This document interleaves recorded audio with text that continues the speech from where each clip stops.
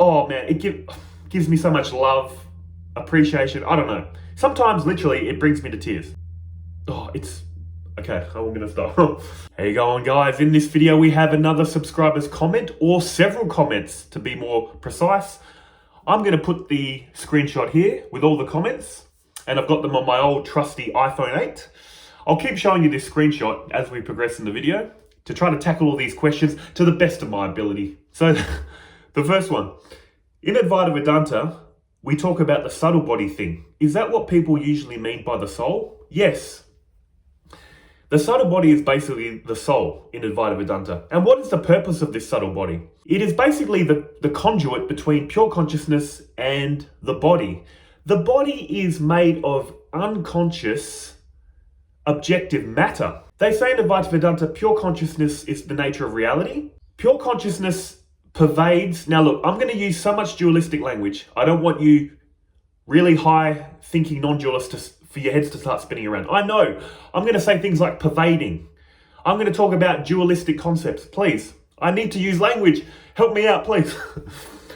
So in this example, pure consciousness pervades all reality. It's in the rocks, in people's bodies, in cars, chairs. It pervades all reality. But what's the difference? How come you have some bodies that are dead, laying there like a corpse, not moving, and other bodies like myself and yours, I'm assuming, unless something terrible has happened to you right now? Why are we animated? Our body is just physical, unconscious matter, isn't it? So why are we animated, but the dead body isn't? This is where the subtle body comes in. The subtle body is a conduit between pure consciousness and the unconscious body. The subtle body, they say, has the ability to reflect consciousness, to enliven this person, to light it up. Another example would be like, just say your house, it has pure electricity. And just say you have a laptop with all the electrical components removed. So if you plug your laptop into the electricity, nothing's going to happen until you add those parts. See, I'm not an electrician. I don't know what the hell I'm talking about. But basically, the parts that allow the electricity to go through the laptop to light it up. If you remove it, you've got a dead laptop plugged into the PowerPoint. When you put it back, it lights up, doesn't it? So the subtle body is like that. When it's in the body, the physical body, it livens it up, makes it sentient. When it leaves at the point of death, it's just dead unconscious matter, isn't it? And look, if you're very scientifically minded, you'll be like, what's all this subtle body crap? And look, that's the thing with science and people with this materialistic way of thinking. Yes, we get it. There is a material universe that science can study. That's the thing. I mentioned this in another video. Science originally had no conflict with God or the metaphysical. A lot of the early scientists were Christian. They thought God created this world. It has an intelligent design. It has a creator. We just want to study the laws of this creation. Or in Advaita Vedanta, when they say this is a dream, the fundamental nature is pure consciousness, that this dream emerges out of, the scientist is just studying the nature of the dream. The dream scientist can never leave the dream, can they? So all this, look, materialism is a belief, I'm sorry. And it's becoming outdated. Because, why is it a belief? Unconscious matter clumped together in some combination made consciousness emerge. Now look, Advaita Vedanta says the subtle body is made of matter too.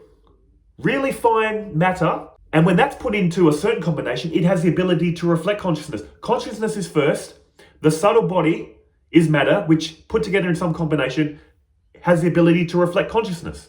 But this is a whole other video.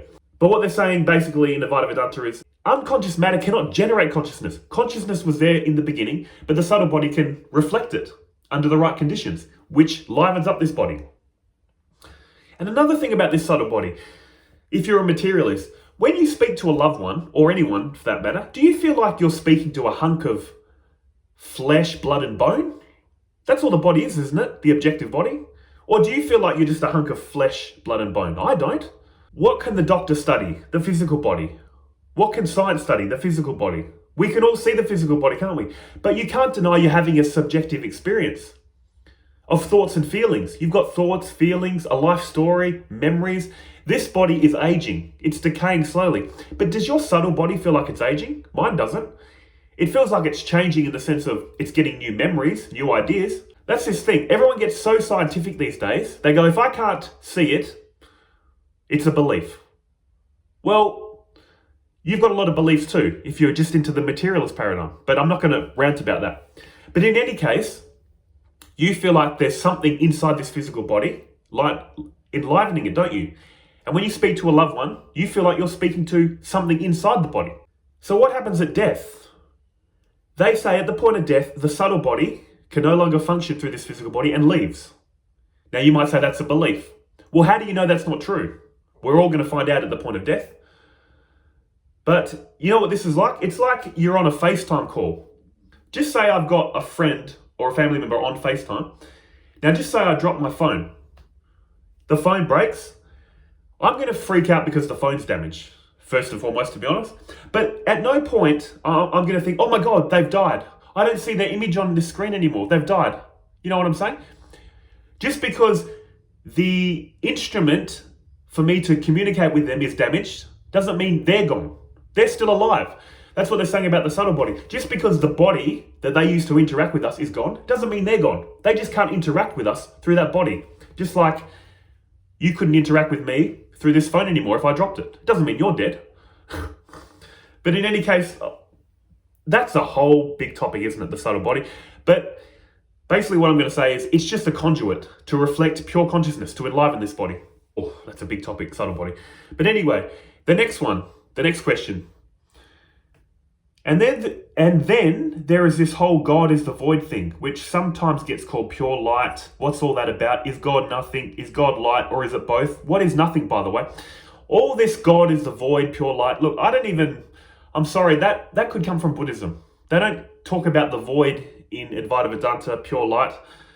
But this word nothing, what does it mean? Ultimately, there is not nothing. There is always something, which isn't a thing, which is Brahman. And this word nothing is very interesting. Look at what happens when you fall asleep at night. Oh, this dawned on me when I got into lucid dreaming many years ago. Look at the two phases you go through when you fall asleep at night. And I'll just put a screenshot up here on the sleep cycles. Basically what this is showing is when you fall asleep, you plunge into deep sleep, into a blank, the experience of nothingness. Then you come up and start dreaming. Then you go back into the blank, start dreaming. What I'm basically saying with this is, you blank out into quote unquote nothingness. Now, you're not unconscious. They say pure consciousness is fundamental. In the waking state, the mind shuts down, you plunge into an apparent nothingness. But all that's happened is the mind shut down. Pure consciousness is lighting up the blank, lighting up the nothingness. But in any case, what I'm trying to get across with this point is, when you study the sleep cycle, from your subjective point of view, you go through two different phases. You plunge into a blank, into nothingness, then a dream emerges. Then you plunge into a blank again of deep sleep, a dream emerges. Plunge into a blank again, a dream emerges, until you finally wake up. The only reason I'm mentioning this is, I had this thought many years ago when I was into lucid dreaming. This reminds me of what the Hindus were saying about the cycle of creation. In Hindu cosmology, they say the universe is eternal. It goes through cycles of creation, destruction, creation, destruction, eternally. And then they have some gods they talk about. Brahma is the creator, Vishnu is the preserver, Shiva is the destroyer, which enables the new universe to start again. And this reminds me so much of what I was just mentioning. Deep sleep, a blankness, dream. Blankness, dream. Also, even in Western cosmology, they talk about the Big Bang was from an infinitely small point, a singularity, everything expanded. What's it expanding into? It's not expanding into anything, but it's expanding. It's going to reach a certain point at maximum expansion, then it's going to start contracting. This is just a theory, by the way. I'm not a cosmologist. It's going to start contracting. They call this the Big Bounce theory. It contracts and contracts, which triggers another Big Bang. So again, it's like expansion, contraction, expansion, contraction. This reminds me of Hinduism, by the way. And again, this is a theory, but it's funny, isn't it? And also, like I said, with the dream, with the sleep and dreaming cycle. Blankness, creation, blankness, creation. Man, I think they're onto something, to be honest. And that's what I'm saying about nothingness. Nothingness truly doesn't exist. There is only pure being, pure knowing, Brahman. Even when it appears like there's nothing, there is still something, Brahman, which isn't a thing. Now, while we're talking about Brahman, let's talk about God. You mentioned God.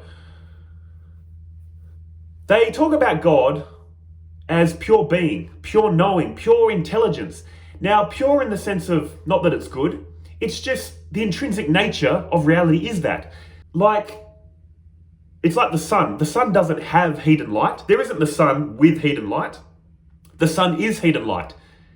Its nature is heat and light, isn't it? In the same way, the nature of reality, the fabric, is pure being, pure knowing, pure intelligence.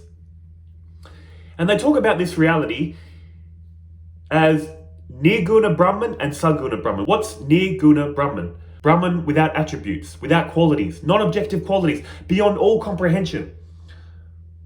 What is Saguna Brahman? Brahman with qualities.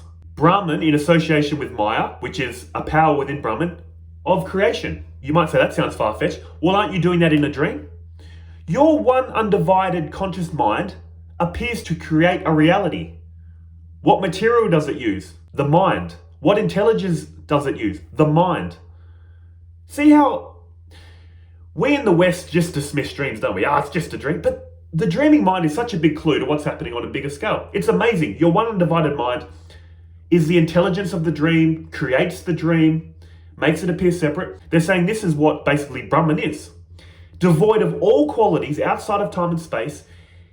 Because that's its nature, paradoxically, it allows all time and space to emerge from it, all creation. It's so stunning. Oh man, when you contemplate this stuff. But how do we put this into an example? Imagine Nirguna Brahman was a guy called Gary asleep in New York, dreaming up this reality of Simon. I'm Simon in Australia. Gary is dreaming this up. If I looked around this dream, where's Gary from New York? I don't see him. He's not here, is he? Gary in New York is Nirguna Brahman. He transcends the dream. He's totally separate from the dream, isn't he? Where? But Gary is also Saguna Brahman. What do I mean by that? He transcends the dream, but at the same time, this dream is made out of the fabric of Gary's mind. He's immanent within the dream. See what I'm saying? It's such a beautiful paradox. God is immanent within reality, but at the same time transcends reality. And what's the fabric of you and God made from? At your very core, the same fabric, pure being, pure knowing. But don't start thinking you're God. This is what the ego does. God has many characteristics, so do you. You're separate from God in that sense, but your fundamental nature is the same. God is all-knowing, you know a little bit. God is all-powerful, you're not very powerful. God is all-pervading, you just pervade a little bit of space. See what I'm saying? So don't turn this into your God, okay? But you're connected with God. It's so beautiful. They're trying to say the fabric of this reality is one and the same. It's so uplifting. It makes everything, you just see divinity everywhere. You want to see God? Look around. The face of God is looking back at you everywhere. Once all this clicks, it's so beautiful. There's so much love and devotion to this reality, to this miracle of existence. Another quick thing I should mention is, what about these incarnations of God that come down in a human form and say, I'm God? Just say Jesus, he said he was the son of God or was God. Or all these avatars in Hinduism, like Vishnu coming down. Or Sri Ramakrishna saying, I'm God. You might be thinking, dude, you're not God, you're clearly a person. How does the dream example help with this? Just say Gary had a lucid dream. If you've ever had a lucid dream, you know what I'm saying.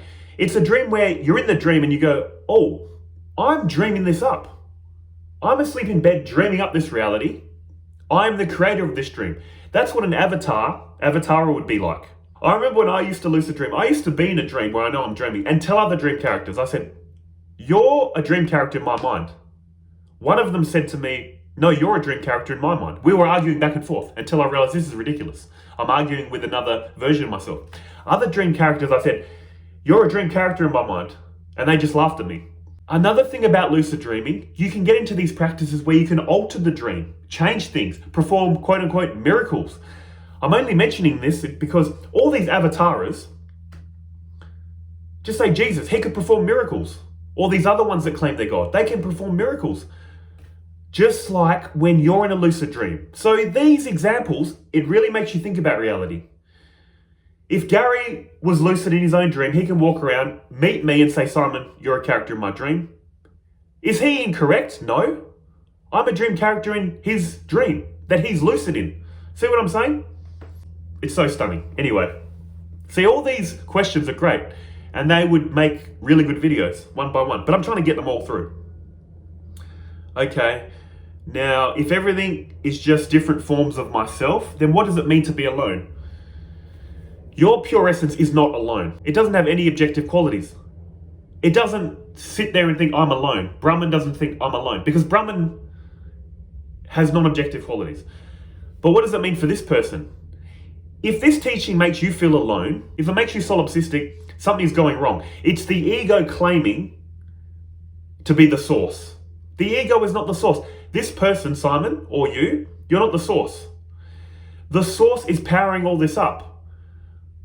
The source is making all this possible, which you are at your core, but we're very different. We have different minds. You're never alone.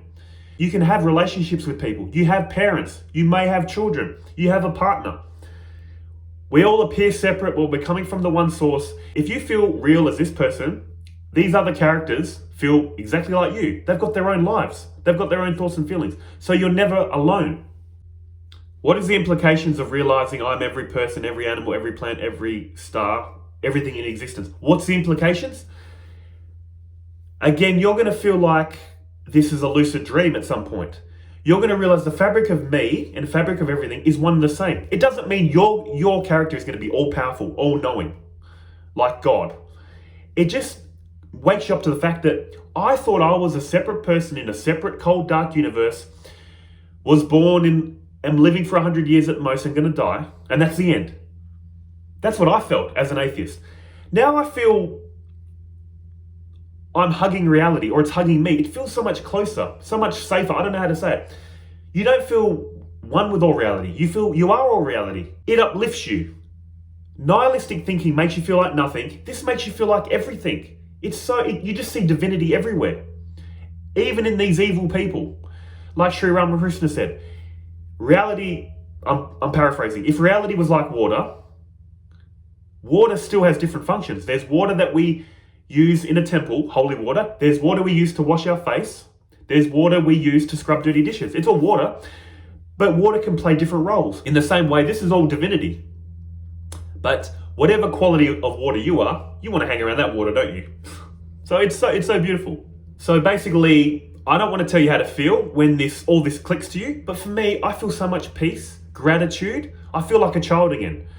The miracle of existence, the miracle of not knowing. We go around this reality at a certain age going, I know it all, I've seen it all, I know how it works. We start getting negative. We start taking it for granted. These teachings show you know nothing. All you know are concepts that will talk to you.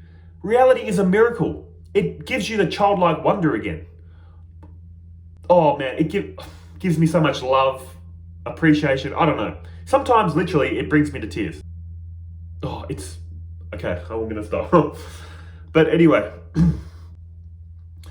how does non-duality explain psychic phenomena like remote viewing, telepathy, and telekinesis? I guess the absence of separation is what makes these things possible, right? Yes, you're right. I used to think this too. How can all this be possible when I was an atheist? We're all separate. The brain generates consciousness. How can it interact? Again, you're right. Because it's all connected on the deepest level, these things are possible. Even in spirituality, Buddha would tell his disciples, if you do spiritual practice, you may develop psychic abilities or these other abilities. Don't get distracted. They say that in Advaita Vedanta too. Doing a lot of spiritual practice, you may develop abilities, these type of abilities. But they say again, don't get all caught up. Don't get distracted by these abilities. What's your goal on this path? To get distracted by all these amazing things you can do? You're still going to be in suffering. The whole goal of spirituality is to end suffering, to realize your oneness with all reality. Now, you might realize your oneness with all reality and develop abilities, but that's not the point, is it? I never developed any abilities, but when I got into lucid dreaming, I was getting so caught up in lucid dreaming, getting so annoyed when I couldn't do it, And then I had to take a step back and say, why am I getting into spirituality in the first place? To have all these experiences or to end my suffering? I had worldly suffering, then I had spiritual suffering because I was getting irritated that I couldn't lucid dream every night. You see what I'm saying? And then I thought, no, I don't even practice lucid dreaming anymore. But you know what? Maybe I will in the future just for fun. But it's not important anymore. Once you realize your essence is unchanging, unknowable, is the source of all creation, who cares how this creation manifests into an ordinary experience, into a supernatural experience? It doesn't matter at that point. But yes, all these abilities come from, we're all interconnected at the deepest level. And all these people that go, I don't believe that. Seeing is believing. Well, just remember that's your belief. You're so caught up in the objective reality, which is fine, but don't discount the subjective reality, the metaphysical. Because to do so is making your mind very limited. And that's your choice, isn't it? But to say it's all a belief and then think you're not believing anything, very ignorant. So guys, I'm not used to making these type of long videos, over 20 minutes. But I hope some of these answers were insightful for you on your spiritual path. Whichever path you're on, Buddhism, Advaita, I don't know who's watching this. But in any case, guys, take care of yourselves, eh? See ya.